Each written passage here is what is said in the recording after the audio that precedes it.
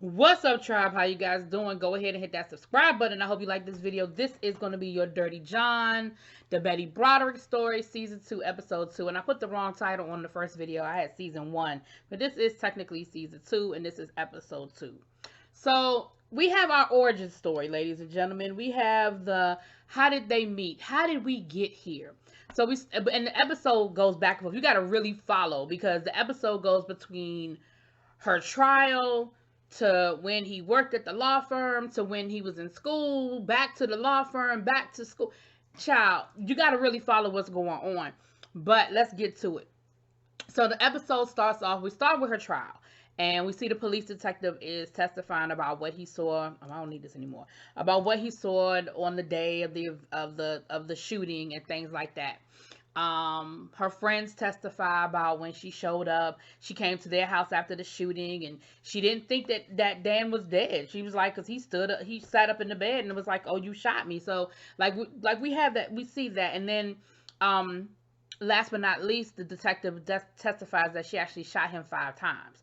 She says she shot him once, but then they found 5 bullets in him and his new wife. So again, if you didn't know the Betty Broderick story, I'm not spoiling nothing. It's in the episode that they give you this. So let's start at the beginning. So we start in 1963. We see a young Betty in high school. You could tell that she goes to a private Catholic high school, and she's on the shooting range. I'm sure they purposely put that in there that she was out there doing shooting practice, honey. And what was that? Oh, and her father, not her father, Lord, the priest's father, he came and he pulls her off the gun range and tells her to go home. Like, do not pass go, do not collect $200, just go home. And so she was like, well, what did I do? Am I in trouble? What's wrong? And he was like, you just go home. Nobody would tell her what the problem is. Now, mind you, so she goes all the way home, and her mother's home. Her mother's like, what are you doing here? She was like, I don't know. Father so-and-so just told me to come home. And she was like, well, what happened? And she was like, I don't know. I didn't do anything. And so she turns around. No, her mother looks down, and the girl had come on her menstrual cycle. And mind you, she's got on this white uniform. Now, you done sent the girl home with blood between her legs, and you done sent her home in white. Ain't tell her nothing, ain't give her nothing to wrap around her waist, nothing. You just sent her home like that. I said, Lord, people, oh, Lord. Anyway, and then her mama was just as bad. Her mother gonna come in there and tell me she gonna make her stand in the bathroom like she did something wrong. Don't explain nothing to her. Don't give her a hug. Don't make it a special moment for her. Gonna come in there with a pad and the old fashioned belt, like, the old belt that you used to wear. You would clip the belt to the pad so it would keep it in place. That's before they started putting like adhesives on the bottom of the pad. For women, y'all know what I'm talking about. For the guys, y'all don't care. So anyway, yeah. So of course that was her entrance into motherhood. So next we see that her mother is giving her a Tiffany set, a Tiffany spoon or silver spoon or something like that. And she was like, oh, Mom, I have the whole set now. I remember the first time you, the first piece you gave me. And so basically her mother had been giving her pieces to this Tiffany table set, like a formal table setting, and that was her last piece. Now mind you, I don't even know if the child was out of high school, okay? And she and basically her mother was like, okay, now you ready, you know what I'm saying, you ready for your husband, you got your table settings and all of that. And I was just like, once again, just the things we used to do to our girls. Then her daddy coming there talking about some boy calling him on the phone. Is that what you are now? You the slut? You want everybody to know? You want to be known as the neighborhood slut? Why is he calling his house? And she was like, I can't. She said, anybody who knows where we live can look up our address. Because for you young folk who don't know, there used to be this thing called the Yellow Pages. And it was probably about this thick. And it had the list of everybody's phone number by address. If you knew their name, you could look up their phone number in the Yellow Pages. And that was before we lived in the type of society we live in now, where people were so secretive and everything was so blocked and everything was so private. I mean, there was a way that you could get your name out of the Yellow Pages, but because there weren't all these other methods of finding people like Facebook and Instagram and online this and da da da da, a lot of people didn't block themselves from being found. But anyway, so anyway, they went in the Yellow Pages, child. And I was just like, dang, so because a boy called, she all of a sudden she a slut now? Child. So next we see she's in Indiana with a friend of hers, and she's talking about how she's ready to get out the house and how her parents are just kind of hovering over her. And so the impression I got, and they might have explicitly said it, but I might have missed it, was that she was on her way to college because that's the night she meets Dan. And he introduces himself, and he says that he's, almost a doctor, that he's in medical school, and that he's supposed to be on his way to Cornell. And she was like, oh, you're going to be in Cornell? She was like, well, I'm going to be going to school. Whatever college she was going to was near Cornell. I forgot the name of it, child. And so they start dating. And actually, she was leaving to go back to, because she was originally from New Jersey, I think in New Jersey. So she was on her way back to New Jersey, and he showed up at the train station and stopped her, and they started dating. And he's in medical school and ready to, he's almost on his way to becoming a doctor and everything. And you immediately pick up a few little quirky things about Mr. Dan. There was a magazine where they're talking about feminism, and of course he makes it seem like feminism is the craziest thing in the world, and how could anybody want to be a feminist? And of course, her wanting to be, the perfect wife and mother, she was like, oh my gosh, yes, who would want to be a feminist? Oh my gosh, And then we see that they go through the whole process of dating, whatever, and they end up getting married. At the wedding, he's supposed to be in formal gear. Honey, he showed up in a regular old suit. I think her mama was about to fall out and honey, pass out. She was so upset, and how dare he? And it's funny because she made a point that on one hand seemed real ridiculous, but her point was, this is what we all agreed to. Like, this is your wedding, and this is what we all agreed to. And the fact that he would show up here in a regular suit and not go and get his tux like everybody else and wear his formal, and he has the whole wedding party in these formal tux, or is it tuxes? And he would show up in a regular suit. She was like, how selfish can you be? And her mother made a comment saying, well, if he would do this, there's no telling what else he would do. And I was like,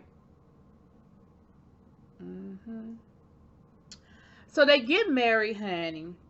And of course they have an awkward wedding night because she was a virgin to hell. He acted like he was one too, child. And here's where the shit starts. Okay. Now listen, I ain't gonna go in the whole order the way the show went back and forth. I'm just gonna go down the line. So he's in medical school, working he's working as a cab driver. She's working as a teacher, but she gets pregnant. Now, what a lot of people don't know is back in the day, even as late as the late 1970s, probably even early 1980s in some places, when women were in certain jobs, there were certain things that they could not do, or they were subject to losing their job. No such thing as a union protecting your job. So when people start talking about unions this and unions that, I'll be like, whatever. But when a teacher would get pregnant, when a female teacher would get pregnant, whether she was married or not, that was pretty much the end of her job. And there were different reasons for that being the case. Part of it was, they felt like a woman should be at home taking care of their children. The other part of it was, well, you have a husband. Some cases, when a teacher got married, she had to quit her job because the idea was, you're married now, you have a man to take care of you, and we're going to save this job for a single woman who needs a job until she gets married. Like, work was not treated as a career for women. It was treated as a stepping stone until they found their husband. And so she was hiding her pregnancy because, of course, she knew the minute they found out she was pregnant, she was going to get fired. And so he was like, well, I could pick up a couple of extra shifts. And she was like, no. There's no way you can graduate from school while working. She was like, we barely have time now to do whatever we need to do. And there's no way you can do that. You keep doing what you're doing. I'll pick up the slack, whatever. So I think she started selling Tupperware, and she was working as a waitress, right? So she was pregnant with their first child. Then she got pregnant again, and she had a miscarriage. And we find out that with every pregnancy, she had a lot of medical issues. She was hemorrhaging really bad. She couldn't keep any food down. Like, she had really bad pregnancies. So the second pregnancy, she had a miscarriage. Now, while this is going on, he does end up graduating from medical school, and he starts working as a doctor. But somewhere along the line, he's not fulfilled. And he was like, I thought this is what I wanted, but this isn't really giving me what I want. Like, I'm not fulfilled. I hate my job. I don't want to do this for the rest of my life, go to a job that I hate. And so she was like, okay, well, what you gonna do? Like, we just started making some money. Like, we just started being able to pay our bills. Like, what you talking about? So he's like, well, I don't know, I need to find another option. So she was like, okay, well, I support you. You're my husband. I support whatever decision you make. Honey, he had already applied to Harvard Law School and was like, well, I'm glad you said that, because Harvard Law School, she was like, Harvard Law School, like, that's in Boston. We are here. Like, what we gonna do? And so not only does he end up going to Harvard Law School, but they have to pay for it, because he was like, well, my father said he ain't paying for another degree because he paid for the medical degree and I ain't using it. Well, I ain't mad at your daddy. And he left her wherever they were living. I don't know if they were living in Indiana or living in New Jersey. Child, I can't remember. But he left her wherever they was living and went to Boston. Now, by this time, I want to say she's either pregnant with the second child or she done had 2 kids, honey. Look, I got to keep up because it's a lot. The churn, it's a lot of churn. I think she might have had 2 kids by now. Now, he's up in Boston. She's still working, right? Because he's in school full time.